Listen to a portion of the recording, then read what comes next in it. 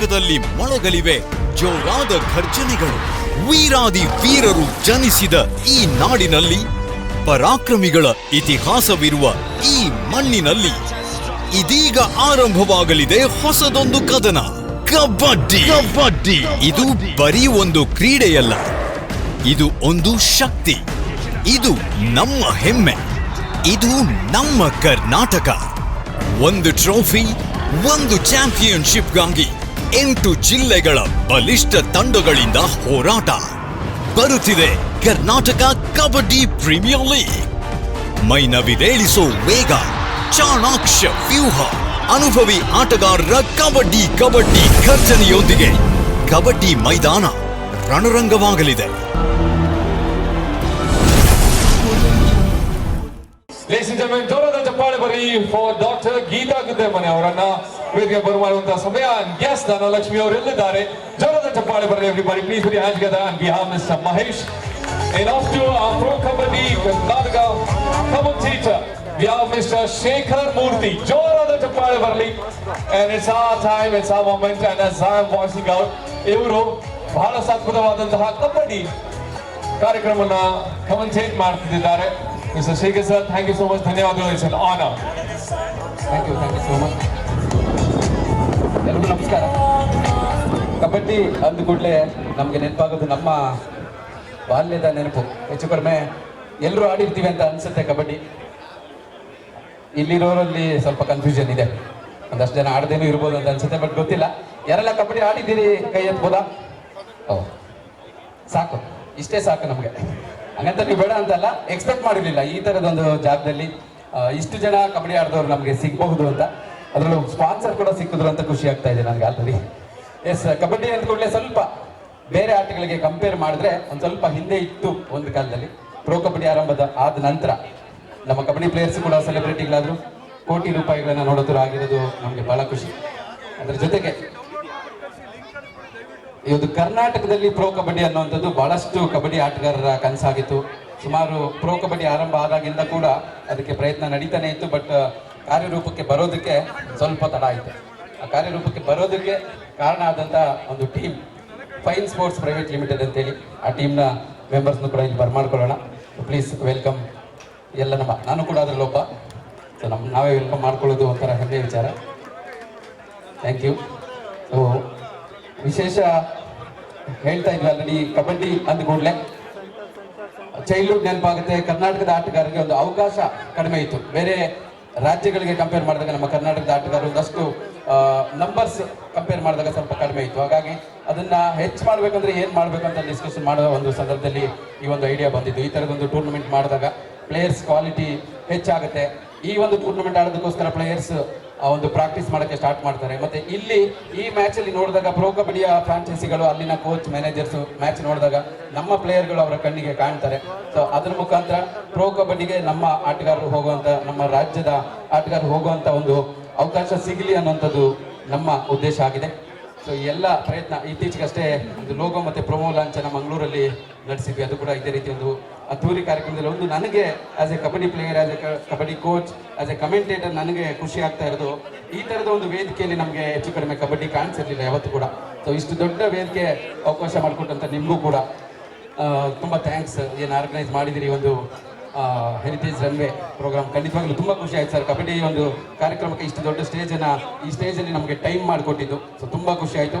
ಅದ್ರ ಜೊತೆಗೆ ನಮ್ಮ ಜೊತೆಗಿರೋಂಥ ಇಬ್ಬರು ಮಹಿಳಾ ಮಣಿಗಳು, ಈ ಒಂದು ಪ್ರೋಗ್ರಾಮನ್ನ, ಇದು ಮ್ಯಾಚ್ ಇರೋದು ಮೆನ್ಗೆ ಇರ್ಬೋದು, ಆದರೆ ಈ ಒಂದು ವೆಬ್ಸೈಟ್ ಅನ್ನುವಂಥದ್ದು ಇದನ್ನ ಲಾಂಚ್ ಮಾಡೋದಕ್ಕೆ ಹೆಣ್ಮಕ್ಳೇ ಆಗಬೇಕು ಅಂತ ನಾವು ಡಿಸ್ಕಸ್ ಮಾಡಿದಾಗ ಒಂದು ಡಿಸಿಷನ್ ತಗೊಂಡಿದ್ವಿ. ಹಾಗಾಗಿ ಇವರು ಕೂಡ ಕಬಡ್ಡಿ ಪ್ಲೇಯರ್. ನಮಗೆ ಅನೌನ್ಸ್ ಮಾಡುವಾಗ ಡೀಪಾಗಿ ಮಾಡೋಕ್ಕಾಗಲಿಲ್ಲ, ಲೇಟ್ ಆಗಿತ್ತು ಆಲ್ರೆಡಿ. ಸೊ ಹಾಗಾಗಿ ಗೀತಾ ಗುಡ್ಡಮನೆ ಅವರು ಕೂಡ ನ್ಯಾಷನಲ್ ಕಬಡ್ಡಿ ಪ್ಲೇಯರ್, ಜೊತೆಗೆ ನಮ್ಮ ಕರ್ನಾಟಕ ಕಬಡ್ಡಿ ಅಸೋಸಿಯೇಷನಲ್ಲಿ ವೈಸ್ ಪ್ರೆಸಿಡೆಂಟ್ ಆಗಿ ಕೂಡ ಇದ್ದಾರೆ. ಸೊ ಥ್ಯಾಂಕ್ ಯು ನಿಮಗೂ ಕೂಡ ಬಂದಿದ್ದಕ್ಕೆ. ಹಾಗೆ ನಮ್ಮ ಧನಲಕ್ಷ್ಮಿ ಪೂಜಾರಿ ಅವರು ಕೂಡ ಅಂತಾರಾಷ್ಟ್ರೀಯ ಆಟಗಾರ್ತಿಗೆ ವರ್ಲ್ಡ್ ಕಪ್ ಅಲ್ಲಿ ನಮ್ಮ ಇಂಡಿಯನ್ ಟೀಮ್ನ ಮೆಂಬರ್ ಆಗಿದ್ದಂಥವ್ರು. Second world cup India team ಗೆದ್ದಾಗ ಅದರಲ್ಲಿ ಇದ್ದಂಥವ್ರು, ಇತ್ತೀಚೆಗಷ್ಟೇ ಮುಗ್ದಿರೋಂಥದ್ದು. So thank you so much. ನಿಮಗೂ ಕೂಡ ನಿಮ್ಮ ಅಚೀವ್ಮೆಂಟ್ ನಮ್ಮ ಇಡೀ ಕರ್ನಾಟಕಕ್ಕೆ ಹೆಮ್ಮೆ. ನೀವು ಬಂದಿದ್ದು ಭಾಳ ಖುಷಿ ಆಗ್ತಾ ಇದೆ. ಥ್ಯಾಂಕ್ ಯು ಈ ಒಂದು ಲಾಂಚ್ ಕಾರ್ಯಕ್ರಮಕ್ಕೆ ಬಂದಿದ್ದಕ್ಕೆ. ಸೊ ಇಬ್ಬರು ಸೇರಿ ಮಾಡಿದ್ರೆ ಖುಷಿ ಆಗುತ್ತೆ. ಇಬ್ಬರಿದ್ರೆ ಒಬ್ಬರಿಗಿಂತ ಇಬ್ಬರು ಸೇರಿ ಮಾಡಿದ್ರೆ ನಮಗೆ ಖುಷಿನೇ.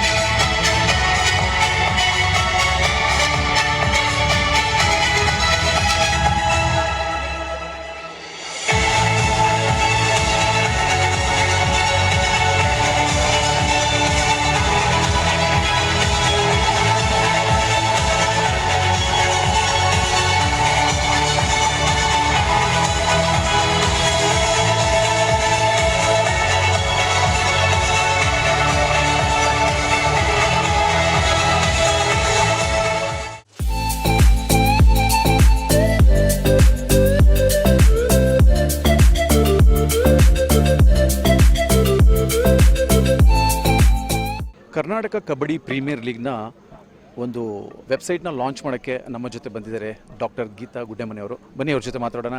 ಯಾವ ಥರ ಈ ಒಂದು ಕಬಡ್ಡಿ ಪಂದ್ಯಾವಳಿ ಬರ್ತಾ ಇದೆ, ಯಾವ ಥರ ನಮ್ಮ ಕರ್ನಾಟಕದ ಒಂದು ಈ ಕ್ರೀಡೆ ಯಾವ್ಯಾವ ಥರ ಒಂದು ಮೋಡಿ ಮಾಡ್ತಾ ಇದೆ ಅನ್ನೋ ಮಾಹಿತಿನ ತಿಳ್ಕೊಳ್ಳೋಣ ಬನ್ನಿ. ನಮಸ್ತೆ ಮೇಡಮ್. ನಮಸ್ತೆ. ಇವತ್ತು ನಮ್ಮ HRW ಹೆರಿಟೇಜ್ ರನ್ವೇಲಿ ಬಂದಿದ್ದೀರಾ. ನಿಮ್ಮ ಒಂದು ವೆಬ್ಸೈಟ್ ಲಾಂಚ್ ಆಯಿತು ಕಬಡ್ಡಿ ಪ್ರೀಮಿಯರ್ ಲೀಗ್ ಬಗ್ಗೆ. ಹೇಗೆ ಅನಿಸ್ತಾ ಇದೆ ಮೇಡಮ್? ಆ್ಯಕ್ಚುಲಿ ತುಂಬ ಖುಷಿ ಆಗ್ತಾ ಇದೆ. ಅದರಲ್ಲೂ ಇವತ್ತು ಈ ಗಾಲ್ಫ್ ಕ್ಲಬ್ಬಲ್ಲಿ ಒಂದು ಬ್ಯೂಟಿಫುಲ್ ಸ್ಟೇಜಲ್ಲಿ ನಮ್ಮದು ವೆಬ್ಸೈಟ್ ಲಾಂಚ್ ಆಯಿತು. ಸೊ ನಿಮ್ಮೆಲ್ಲರಿಗೂ ಗೊತ್ತಿರುತ್ತೆ, ನಮ್ಮದು ಆ್ಯಕ್ಚುಲಿ ಕಬಡ್ಡಿ ಕರ್ನಾಟಕ ಕಬಡ್ಡಿ ವೆಬ್ಸೈಟು ಇದೇ ಮೊದಲ ಬಾರಿಗೆ ಆಗ್ತಾ ಇರೋದ್ರಿಂದ ಸೊ ಎಷ್ಟೋ ಕಬಡ್ಡಿ ಪ್ಲೇಯರ್ಸ್ಗಳಿಗೆ ಕಬಡ್ಡಿ ಬಗ್ಗೆ ಮಾಹಿತಿ ಇರಲ್ಲ. ಸೊ ಹೇಗೆ ಯಾವಾಗ ಮ್ಯಾಚ್ ನಡೆಯುತ್ತೆ, ನಾವು ಹೇಗೆ ರಿಜಿಸ್ಟ್ರೇಷನ್ ಮಾಡ್ಕೋಬೇಕು, ಸೊ ಎಲ್ಲಿ ಮ್ಯಾಚ್ ನಡೆಯುತ್ತೆ, ಸೊ ಇದ್ರ ಬಗ್ಗೆ ಯಾವ ಮಾಹಿತಿಗಳು ಕೂಡ ಜಾಸ್ತಿ ಇರಲ್ಲ. ಪಾಪ ಅವ್ರು ಯಾರ್ಯಾರನೋ ಕಾಂಟ್ಯಾಕ್ಟ್ ಮಾಡ್ತಾರೆ, ಹೇಗೆ ನಡೆಯುತ್ತೆ ಮೇಡಮ್, ಎಲ್ಲಿ ನಡೆಯುತ್ತೆ ಅಂತ. ಬಟ್ ಇದರ ಸಂಪೂರ್ಣ ಮಾಹಿತಿಯನ್ನು ನಾವು ಇವತ್ತು ಕರ್ನಾಟಕ ಕಬಡ್ಡಿ ವೆಬ್ಸೈಟ್ನಲ್ಲಿ ಕೊಡ್ತಾ ಇದ್ದೀವಿ. ಸೊ ಅದು ಇವತ್ತಿಂದನೇ ನಿಮಗೆ ಅದ್ರ ಎಲ್ಲ ಮಾಹಿತಿಗಳು ಸಿಗುತ್ತೆ. ಬರೀ ನಾಡಿದ್ದು ನಡೆಯೋ ಈ ಕರ್ನಾಟಕ ಪ್ರೀಮಿಯರ್ ಕಬಡ್ಡಿ ಲೀಗ್ ಅಲ್ಲದೆ ಬೇರೆ ಕೂಡ ಅಂದರೆ ಲೈಕ್ ಕಬಡ್ಡಿ ಹೇಗೆ ನಡೆದು ಬಂತು ಕರ್ನಾಟಕದಲ್ಲಿ, ಎಷ್ಟು ಜನ ಇಂಟರ್ನ್ಯಾಷನಲ್ ಕಬಡ್ಡಿ ಪ್ಲೇಯರ್ಸ್ ಇದ್ದಾರೆ, ಎಷ್ಟು ಟೂರ್ನಮೆಂಟ್ಗಳು ನಡೆದಿದೆ, ಈ ವರ್ಲ್ಡ್ ಕಪ್ ಇರ್ಬೋದು, ಏಷ್ಯನ್ ಕಪ್ ಇರ್ಬೋದು, ನಮ್ಮ ಕರ್ನಾಟಕದಲ್ಲೇ ಕೂಡ ಅರ್ಜುನ ಪ್ರಶಸ್ತಿ ಪಡೆದಿರೋಂತಹ ಅತ್ಯುತ್ತಮ ಕಬಡ್ಡಿ ಪ್ಲೇಯರ್ಸ್ ಇದ್ದಾರೆ. ಉದಾಹರಣೆಗೆ BC ರಮೇಶ್ ಸರ್ ಅಂತ ಹಾಗೂ BC ಸುರೇಶ್ ಸರ್ ಥರ ತುಂಬ ಜನ ಕಬಡ್ಡಿ ಪ್ಲೇಯರ್ಸ್ ಇದ್ದಾರೆ. ಸೊ ಇವರೆಲ್ಲರ ಮಾಹಿತಿಗಳು ಕೂಡ ಇವತ್ತಿನ ನಮ್ಮ ಪ್ಲೇಯರ್ಸ್ಗಳಿಗೆ ಸಿಗಲೇಬೇಕು. ಯಾಕಂದರೆ ಇವತ್ತಿನ ಪ್ಲೇಯರ್ಸ್ ಹೆಂಗೆ ಅಂತಂದರೆ ಬರೀ ಜಸ್ಟ್ ಕಬಡ್ಡಿ ಆಡ್ತಾರೆ, ಅವ್ರಿಗೆ ಅದ್ರ ಬಗ್ಗೆ ಮಾಹಿತಿ ಇರಲ್ಲ, ಹೆಂಗೆ ಬಂತು ಕಬಡ್ಡಿ ಯಾವುದ್ರ ಕೂಡ ಮಾಹಿತಿ ಇರಲ್ಲ. ಸೊ ಇವತ್ತು ಎಲ್ಲ ಸೋಷಿಯಲ್ ಮೀಡಿಯಾದಲ್ಲೇ ನೋಡೋಕೆ ಟ್ರೈ ಮಾಡ್ತಾರೆ. ಬಟ್ ವೆಬ್ಸೈಟಿಗೆ ಹೋದರೆ ನಿಮಗೆ ಡೀಪ್ ಆಗಿ ಎಲ್ಲ ಇನ್ಫಾರ್ಮೇಷನ್ ಕೂಡ ಸಿಗುತ್ತೆ. ಸೊ ಇದೊಂದು ಒಳ್ಳೆಯ ವೇದಿಕೆ, ಒಂದು ವೆಬ್ಸೈಟ್ ಲಾಂಚ್ ಆಗಿರೋದು ಎಲ್ಲರಿಗೂ ಹೆಲ್ಪ್ ಆಗುತ್ತೆ ಇದರಿಂದ. ಜೊತೆಗೆ ನೀವು ರಾಷ್ಟ್ರ ಮಟ್ಟದಲ್ಲಿ ಕೂಡ ನೀವು ಕಬಡ್ಡಿ ಒಂದು ಪ್ಲೇಯರ್ ಆಗಿ ಗುರುತಿಸ್ಕೊಂಡಿದ್ದೀರಾ.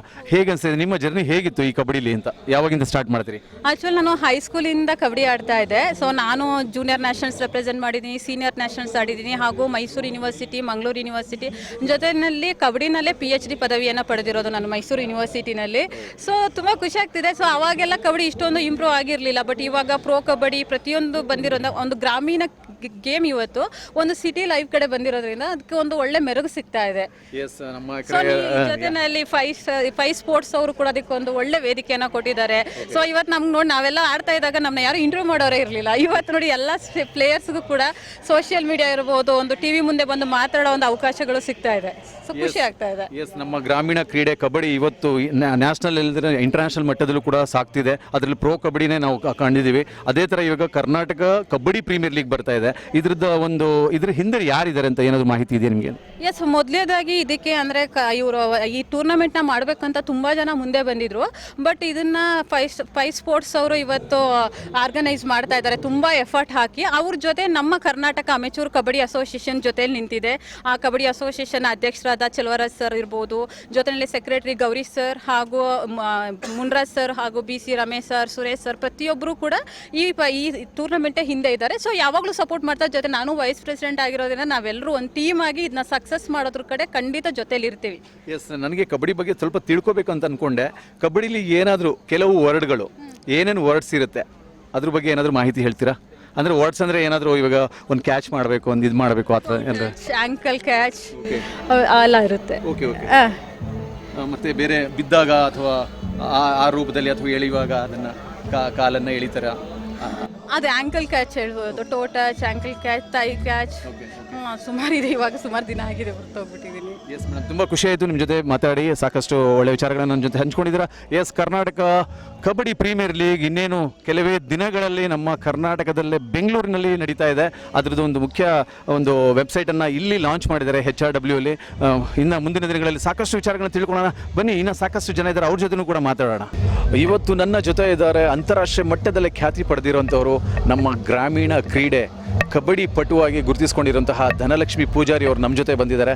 ಅವರು ನಮ್ಮ ದೇಶದ ಹೆಮ್ಮೆ ಅಂತ ಹೇಳಕ್ಕೆ ಇಷ್ಟಪಡ್ತೀನಿ. ಯಾಕಂದರೆ ಇತ್ತೀಚೆಗೆ ನಡೆದಂತಹ ಅಂದರೆ 2025ರಲ್ಲಿ ನಡೆದಂತಹ ವಿಶ್ವಕಪ್ ಪಂದ್ಯಾವಳಿಯಲ್ಲಿ ಗೆದ್ದಿರುವಂತಹ ತಂಡದಲ್ಲಿದ್ದವರು ನಮ್ಮ ಧನಲಕ್ಷ್ಮಿ ಪೂಜಾರಿ ಅವರು. ಬನ್ನಿ ಅವ್ರ ಜೊತೆ ಮಾತಾಡೋಣ. ಹೇಗಿದೆ ಅವರ ಒಂದು ಕಬಡ್ಡಿ ಜರ್ನಿ, ಮತ್ತು ಏನೇನು ಈ ಒಂದು ಕಾರ್ಯಕ್ರಮದಲ್ಲಿ ಏನೇನು ಲಾಂಚ್ ಮಾಡಿದ್ದಾರೆ ಪ್ರತಿಯೊಂದು ಮಾಹಿತಿನ ತಿಳ್ಕೊಳ್ಳೋಣ ಬನ್ನಿ. ಎಸ್ ಮೇಡಮ್, ನಮಸ್ತೆ ಮೇಡಮ್. ನಮಸ್ತೆ ಸರ್.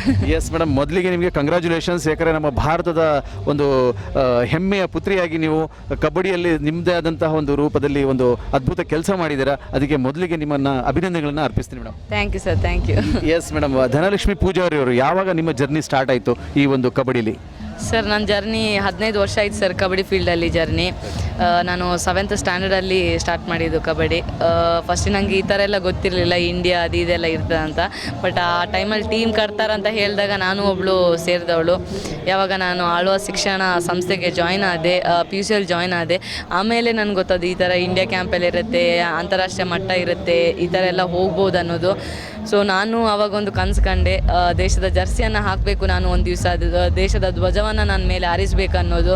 ಸೊ ಇವತ್ತು ಸಂಪೂರ್ಣ ಆಗಿದೆ. ಅವತ್ತು 15 ವರ್ಷ ಪಟ್ಟ ಕಷ್ಟ ಇವತ್ತು ನಾನು ಸಕ್ಸಸ್ ಆಗಿದೆ. ಯಾಕಂದರೆ ತುಂಬ ಅಪ್ ಆ್ಯಂಡ್ ಡೌನ್ಸ್ ಆಯಿತು ನನ್ನ ಲೈಫಲ್ಲಿ.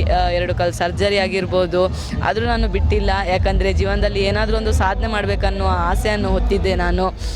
ಇವತ್ತು ಸಂಪೂರ್ಣ ಆಗಿದೆ ಸರ್. ಎಸ್, ಇವತ್ತು ಕರ್ನಾಟಕ ಕಬಡ್ಡಿ ಪ್ರೀಮಿಯರ್ ಲೀಗ್ನ ಒಂದು ವೆಬ್ಸೈಟ್ನ ಲಾಂಚಲ್ಲಿ ನೀವು ಕೂಡ ಪಾಲ್ಗೊಂಡಿದ್ರಿ. ಯಾಕಂದರೆ ಒಂದು ಫ್ಯಾಷನ್ ಶೋ ನಮ್ಮ ಮೈಸೂರಿನ ಒಂದು ಸಾಂಸ್ಕೃತಿಕ ನಗರ ಮೈಸೂರಿನಲ್ಲಿ ಗಾಲ್ಫ್ ಕ್ಲಬ್ಬಲ್ಲಿ ನಿಮ್ಮ ಒಂದು ವೆಬ್ಸೈಟ್ ಲಾಂಚ್ ಆಯಿತು. ಹೇಗೆ ಅನಿಸ್ತಾ ಇದೆ ಸರ್? ತುಂಬ ಅಂದರೆ ತುಂಬ ಖುಷಿ ಆಯಿತು ಸರ್. ಯಾಕಂದರೆ ನಾನು ಲಾಸ್ಟ್ ವೀಕಲ್ಲಿ ಮ್ಯಾಂಗ್ಳೂರಲ್ಲಿ ನೋಡಿದ್ದೆ, ಲೋಗೋ ಲಾಂಚ್ ಮತ್ತು ಪ್ರೋಮೋ ಲಾಂಚ್ ಆಗಿತ್ತು, ಬಹಳ ಅದ್ಧೂರಿಯಾಗಿ ಆಗಿತ್ತು.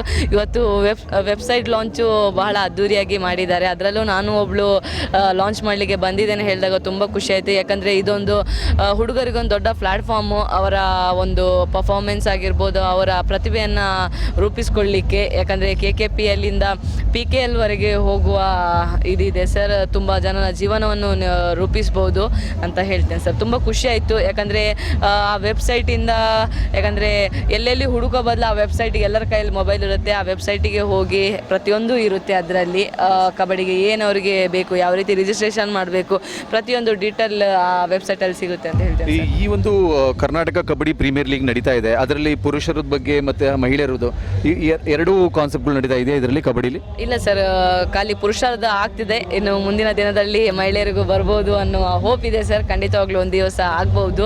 ಯಾಕಂದರೆ ಇದು ಪ್ರಥಮ ಬಾರಿಗೆ ಈ ಸ್ಟೆಪ್ಪನ್ನು ಪುರುಷರಿಗೆ ಅಂತಾರೆ ಇಟ್ಟಿದ್ದಾರೆ. ಸೊ ಅದು ಸಕ್ಸಸ್ಫುಲ್ ಆದರೆ ನೆಕ್ಸ್ಟ್ 100% ಮಹಿಳೆಯರಿಗೂ ಆ ಸ್ಟೆಪ್ಪನ್ನು ತಗೊಬರ್ಬೋದು ಅಂತ ಅನಿಸುತ್ತೆ ಸರ್ ನನಗೆ. ಎಸ್, ಈಗ ಕಬಡ್ಡಿ ಅನ್ನೋದು ಒಂದು ಫೇಮಸ್ ಆಗಿದೆ. ಯಾಕಂದರೆ ಫಸ್ಟ್ ಎಲ್ಲ ಗ್ರಾಮೀಣ ಕ್ರೀಡೆ ಅಂತ ಅಂದ್ಕೊಂಡು ಹೇಳ್ಕೊಂಡು ಬರ್ತಾ ಇದ್ವಿ. ಈಗ ಅಂತಾರಾಷ್ಟ್ರೀಯ ಮಟ್ಟದಲ್ಲಿ ಅದನ್ನು ತುಂಬ ಎತ್ತರಕ್ಕೆ ಅದು ಸಾಕ್ತಿದೆ. ಅಂಥದ್ರಲ್ಲಿ ನೀವು ಕೂಡ ಒಂದು ಗ್ರಾಮೀಣ ಪ್ರತಿಭೆಯಾಗಿ ನಮ್ಮ ದಕ್ಷಿಣ ಕನ್ನಡ ಜಿಲ್ಲೆಗೆ ತುಂಬ ಅದ್ಭುತ ಒಂದು ಹೆಸರನ್ನು ತಂದಿರೋರು ಮತ್ತು ವಿಶ್ವಖ್ಯಾತಿ ಪಡೆದಿರೋರು ನೀವು.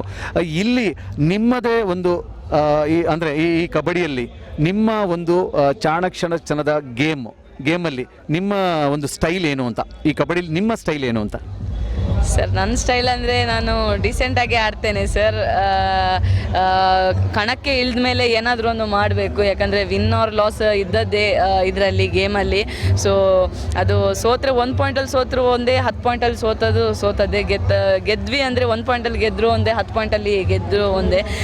ಕಣಕ್ಕೆ ಇಳಿದ ಮೇಲೆ ನಮ್ಮ ಬೆಸ್ಟ್ ಪರ್ಫಾರ್ಮೆನ್ಸ್ ಕೊಡಬೇಕು, ನಾವು ಏನೋದನ್ನು ತೋರಿಸಬೇಕು ಸರ್. ಆವಾಗ ಮಾತ್ರ ನಮ್ಮ ಪ್ರತಿಭೆ ಆಗಿರ್ಬೋದು ಅದು ಜನರಿಗೆ ತಲುಪಲಿಕ್ಕೆ ಸಾಧ್ಯ. ಇವತ್ತು KKPL ಇಟ್ಟಿದ್ದಾರೆ, ಇಡೀ ಕರ್ನಾಟಕದ ನೋಡ್ಬೋದು, ಇಡೀ ಕರ್ನಾಟಕ ಅಲ್ಲ, ಇಡೀ ಭಾರತ ದೇಶನೇ ನೋಡ್ಬೋದು ಅಂತ ಒಂದು ಪ್ಲ್ಯಾಟ್ಫಾರ್ಮನ್ನು ಕೊಟ್ಟಿದ್ದಾರೆ. ಅದನ್ನು ಒಳ್ಳೆ ರೀತಿಯಲ್ಲಿ ಉಪಯೋಗಿಸಿ ಅಂತ ನಾನು ಎಲ್ಲರಿಗೂ ಹೇಳ್ತೇನೆ ಸರ್. ಜೊತೆಗೆ ನಮ್ಮ ವಿಶ್ವಕಪ್ಪಲ್ಲಿ ನೀವು ಇದ್ರಿ, ಅದರಲ್ಲಿ ನಿಮ್ಮ ಸ್ಪೆಷಾಲಿಟಿ ಗೇಮ್ನ ನಾನು ತಿಳ್ಕೊಬೇಕಂತ ಆಸೆ ಇದೆ. ಯಾಕಂದರೆ ಅದರಲ್ಲಿ ಪ್ರತಿಸ್ಪರ್ಧಿಗಳಿಗೆ ಹೇಗೆ ನೀವು ಅದರಲ್ಲಿ ನಿಮ್ಮ ಒಂದು ಕನಸು ಅಂದರೆ ನಿಮ್ಮ ಒಂದು ಜರ್ನಿಲಿ ಇದು ಒನ್ ಆಫ್ ದಿ ಬೆಸ್ಟ್ ನನ್ನ ಪರ್ಫಾರ್ಮೆನ್ಸ್ ಅನ್ನೋದು ಯಾವುದಾದ್ರೂ ಆಗಿದ್ರೆ?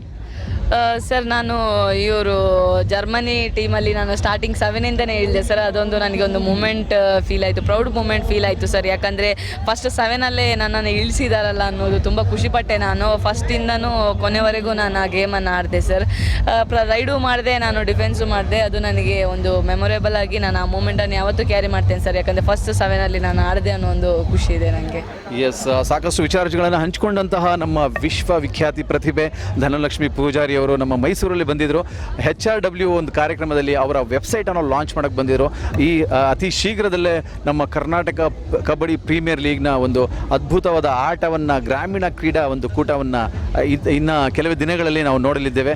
ಎಸ್, ಅವ್ರಿಗೆ ಒಳ್ಳೆಯದಾಗಲಿ. Thank you so much Dhanalakshmi ಅವರೇ, ಇಷ್ಟೊತ್ತು ನಮ್ಮ ಜೊತೆ ಮಾತಾಡಿ ಸಾಕಷ್ಟು ವಿಚಾರಗಳನ್ನ ಹಂಚ್ಕೊಟ್ರಿ.